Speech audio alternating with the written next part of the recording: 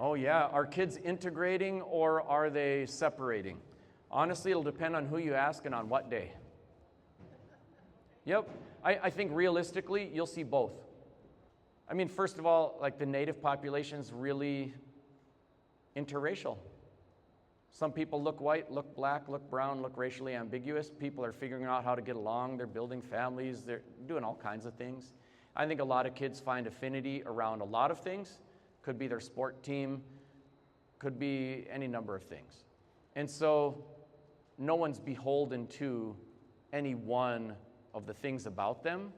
But I do know that like a lot of Native kids, I don't know, you ever travel, like go to a country where you don't speak the language? And then you get back in a plane and you come back into the airport and it's like English and Starbucks and you're like, and it's like you get to take a little suit of armor off.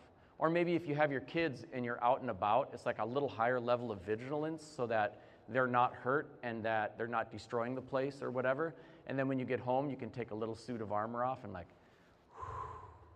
anyone who's a minority coming in to a place where they're not as well represented has an extra suit of armor on, like somebody chasing their kids around in public or traveling in a country where they don't speak the language. And so sometimes finding somebody like you at the school lunchroom table is like, for this 20 minutes, I can take off a little suit of armor and I don't have to explain all of that stuff. So sometimes kids will try to find that or orchestrate that.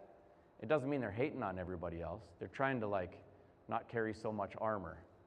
But they can put the armor back on, go back into the class, and sometimes they'll be quiet and sometimes they'll be loud, and that'll be a little more dependent on their personality. So to me, when I see that dynamic, I don't see it so much as a problem, but it's something to observe and to ask, like, do these kids feel like they need to armor up in mixed company? How can we sculpt our shared space so that nobody feels unduly burdened? Those are fine questions to ask, and I think when you get to be a little more successful at that, you'll start seeing people naturally not looking to self-protect or find relief from that issue. Yeah, so it could be an indicator, but not necessarily like, break it up, you guys, everybody go to a different table. That's like busing in the desegregation era. Yeah.